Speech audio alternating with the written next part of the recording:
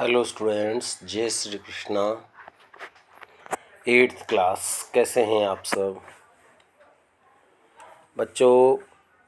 आपके बहुत सारे चैप्टर आपके उसमें से हो चुके हैं, आपके सिलेबस में से। नेचुरल रिसोर्स हो चुका है, साउंड हो चुका है, फ्रिक्शन हो चुका है पीछे की ओर से, और बहुत सारे चैप्टर आपके हो चुके हैं। पहले 4 चैप्टर कंप्लीट आपके आगे की ओर से हो चुके हैं। 9 से 10 चैप्टर आपके हो चुके हैं।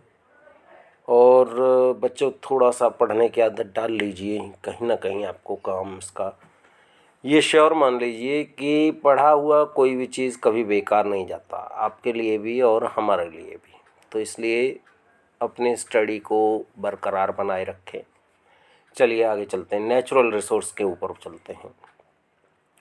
बच्चों, नेचुरल रिसोर्स क्या है? नेचुरल रिसोर्स है the substance which are gifted by our nature. Nature के द्वारा जो चीज़ें देती हैं। चैप्टर 5 है कोल एंड पेट्रोलियम। कोल और पेट्रोलियम फ्यूल होते हैं और एक बहुत अच्छे नेचुरल रिसोर्सेज हैं। तो जो सबस्टांस, अब पहले बात नेचुरल रिसोर्स की आई है तो सबसे पहले इसी को कर लेते हैं। ऐसे पदार्थ जो हमें नेचर के द्वारा गिफ्ट के रूप में दिए जाते हैं ना, उन्हें हम नेचुरल रिसोर्स कहते हैं। जैसे कि फॉरेस्ट वन एक बहुत अच्छा नेचुरल रिसोर्स, रिवर्स, माउंटेन, कोल, पेट्रोलियम, सॉइल, ये सभी क्या है हमारे बहुत अच्छे से नेचुरल रिसोर्सेस हैं। अब ये नेचुरल रिसोर्सेज बच्चों 2 तरह के होते हैं। एक होते हैं इनएग्जॉस्टेबल और एक होते हैं एग्जॉस्टेबल। इनएग्जॉस्टेबल का मतलब है जो कभी समाप्त ना हो। इनको हम क्या कह सकते हैं? They are also called renewable. Renewable मतलब पुनः पूर्ति जिनकी हो सकती है, नवीनीकरण हो सकता है। ठीक है, नवीनीकरण हो सकता है जिनका। ठीक है, जो तो वो क्या कहलाते हैं? इनएग्जॉस्टेबल, यानी जो समाप्त ना हो। एग्जॉस्ट मतलब समाप्त हो जाना, इनएग्जॉस्ट मतलब जो समाप्त ना हो। They are present in limitless amount in our nature. हमारी प्रकृति में लिमिटलेस अमाउंट में प्रेजेंट होते हैं। After use they are can be recollect, दोबारा से प्राप्त किए जा सकते हैं। सनलाइट हो गया, वाइंड एनर्जी हो गया, फ्लो ऑफ वाटर जो वाटर फ्लोइंग एनर्जी हो गया, ये सभी नेचुरल रिसोर्सेज हैं। ठीक है जी। और दूसरा है एग्जॉस्टेबल नेचुरल रिसोर्स। एग्जॉस्टेबल वो होते हैं the resources which are non renewable होंगी, पुनः पूर्ति नहीं होगी, एक प्रॉपर लिमिट होगी, जिनको बनने में बहुत लंबा टाइम बनेगा और दोबारा उपयोग, एक बार उपयोग करने के बाद वो ख़त्म हो जाएंगे, दोबारा प्राप्त नहीं होंगे। जैसे कि कोल हो गया, पेट्रोल हो गया, डीजल हो गया, केरोसिन ऑयल हो गया। ये क्या है? ये आपके बिल्कुल फिक्स अमाउंट में है और एक बार खर्च होने के बाद दोबारा मतलब हमारे पास नहीं मिलेंगे। ठीक है। और इसमें जो है बहुत ही छोटा सा चैप्टर है ये, आज में ये फिनिश हो जाएगा। और इसी में फॉसिल फ्यूल के नाम से एक टॉपिक है। फॉसिल फ्यूल का होता है such fuel which are formed by dead remaining of organic living organism. सजीव प्राणी जितने भी थे उनके मरे हुए मतलब सजीव प्राणियों के मरने के बाद जो मरे हुए अवशेषों से जो फ्यूल बना वो कहलाया क्या? Fossil fuel. फॉसिल मतलब अवशेष। ठीक है। और ये बहुत, इनको प्रिपरेशन होने में बहुत बड़ा टाइम लगता है। एक आध दिन, एक आध घंटे, एक आध महीने, एक आध साल, एक आध ऐसे नहीं, इसको बनने में करीब करीब मिलियंस ऑफ ईयर्स का टाइम लगता है।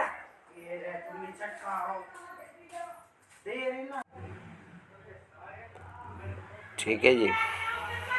फॉसिल फ्यूल होते हैं तो they are formed by dead और डिकेइंग ऑर्गेनिक मैटर्स। मरे हुए जीवों से वो जो प्राप्त होते हैं वो फॉसिल फ्यूल कहलाते हैं। अब आपका नेक्स्ट क्वेश्चन होता है how coal and petroleum are formed. Coal और पेट्रोलियम पैदा कैसे होंगे? जैसे मैं आपको बता रहा था कि बहुत लंबा प्रोसेस, लॉन्ग प्रोसेस इनका होगा बनने के लिए। कह रहा about 300 millions of year ago. लगभग 300 साल पहले, 300 साल नहीं, 300 मिलियन, 1 मिलियन में 10 लाख होते हैं, 10 लाख गुना में 300, अब आप अंदाज़ा लगा लीजिए। तो मतलब लाखों, लिमिटलेस मामला है। एक आध दिन में, एक आध महीने में, एक आध घंटे के, एक आध साल की बात है ही नहीं, और जो कि सालों का पीरियड भी बहुत बड़ा होता है।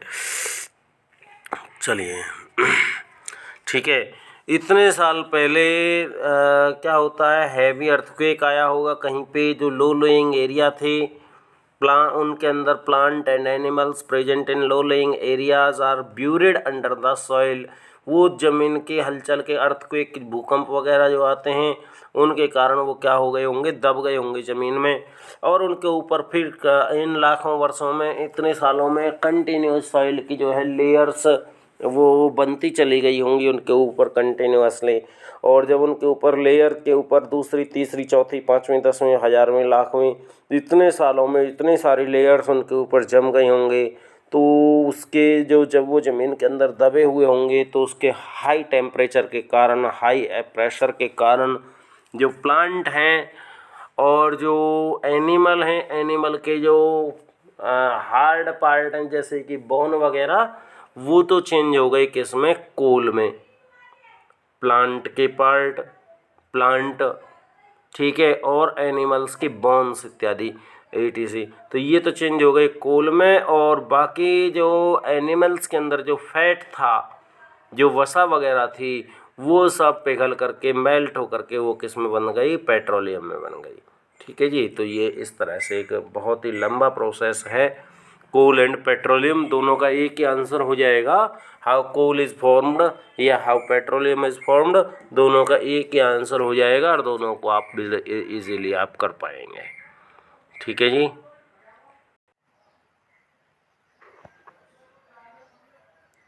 जी, अब कोक कैसे बनता है, कोक के बारे में ये बता रखा है। कोक जब कोल को जो है इन एब्सेंस ऑफ एयर में हीट करते हैं, तो इसमें से कार्बन डाइऑक्साइड गैस बाहर निकलती है, इसमें से कोक निकलता है, कोल गैस निकलता है, कोल टार निकलता है, कोल गैस निकलती है। कोक क्या है, एक टफ और पोरस और ब्लैक सबस्टांस है, जो कि प्योरेस्ट फॉर्म मानी जाती है कार्बन की, और ये स्टील इंडस्ट्रीज़ में आपका यूज़ होता है। ठीक है जी। कोल तार क्या है, कोल तार भी ऐसे ही एक ब्लैक लिक्विड है, अनप्लीजेंट स्मेल होती है, 200 से ज़्यादा पदार्थ होते हैं, और सब बचते बचते उसमें से जो है, जब वो सारी चीज़ें उसमें से बाहर निकल जाती हैं, तो ये जो है बनता है कोल तार।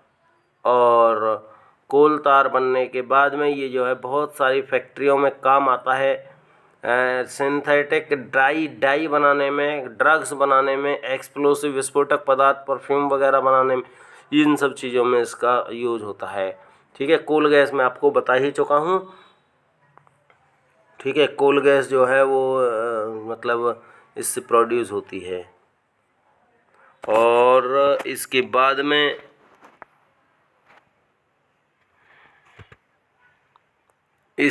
में ये है पेट्रोलियम के मतलब रिफाइनिंग, इसमें से निकालना।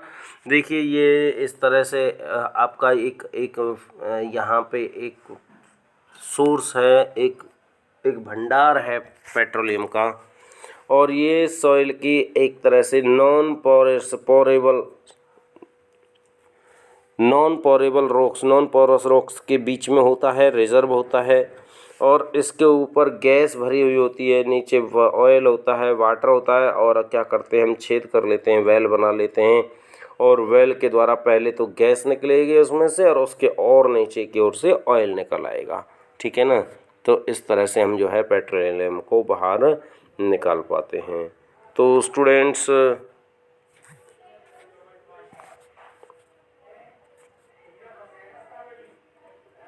हाँ जी, ये एक और पॉइंट रह गया, some natural resources are limited, ये नेचुरल रिसोर्सेज लिमिटेड है। और एक लास्ट पॉइंट इसमें रह रहा है, how can we save our petrol और डीजल। तो क्या करना है हमें, एक तो मॉडरेट स्पीड पे चलाना है व्हीकल्स को। मॉडरेट स्पीड का मतलब है एक फिक्स स्पीड में, ऐसा नहीं है एक बार बहुत ज़्यादा हाई स्पीड में चला रहे हैं, फिर लो में चला रहे हैं, फिर हाई में।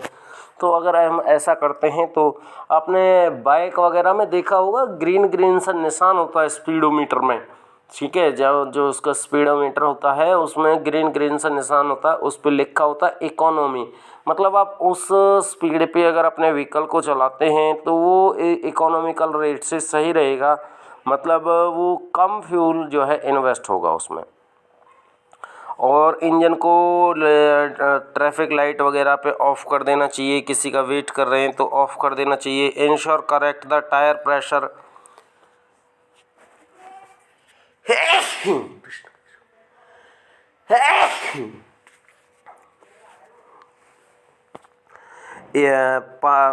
टायर के अंदर हवा ठीक से भरी हुई है, इस चीज़ को आपको देख लेना चाहिए। और रेगुलर मेंटेनेंस व्हीकल का बना करना चाहिए। रेगुलर अगर आप मेंटेन करते हैं व्हीकल को तो वो आपको धोखा नहीं देगा और सही से वो जो है कम फ्यूल में ही आपका काम चला लेगा। और मैं तो ये कहता हूँ कि प्राइवेट व्हीकल के उपयोग की अपेक्षा, पर्सनल व्हीकल के उपयोग की अपेक्षा पब्लिक व्हीकल का यूज़ करना चाहिए हमें। ठीक है, पर्सनल व्हीकल हम अपना बाइक लेकर होटल जा रहे हैं या गाड़ी लेकर होटल जा रहे हैं, और एक अगर हम पब्लिक व्हीकल में किसी बस में या ऑटो में जाएं तो वो तो चल ही रहे हैं, तब भी चल रहे हैं, और हम भी अगर उन्हीं के साथ चले गए तो इट इज़ मच बेटर, अच्छा रहेगा। ठीक है ना। तो हमारे जो पब्लिक जो पर्सनल व्हीकल चलता तो उसका जो पेट्रोल है वो बच जाएगा। हमारे 10 20 50 या 100 रुपये देने से वो एयर में पॉल्यूशन कम होगा और डीजल पेट्रोल भी बचेगा। और ऐसे छोटे छोटे डिस्टेंस हमको कवर करने हैं तो उसके लिए हम या तो पैदल या फिर साइकिलिंग का यूज़ कर सकते हैं। तो स्टूडेंट्स, आज के ये जो वीडियो है वो यहीं ख़त्म होती है, समाप्त होती है। आज का चैप्टर भी यहीं पे समाप्त होता है और बड़ा आसान सा, बड़ा इजी सा ये चैप्टर था। ओके स्टूडेंट्स, जय Shri Krishna. Thanks a lot. Have a nice day.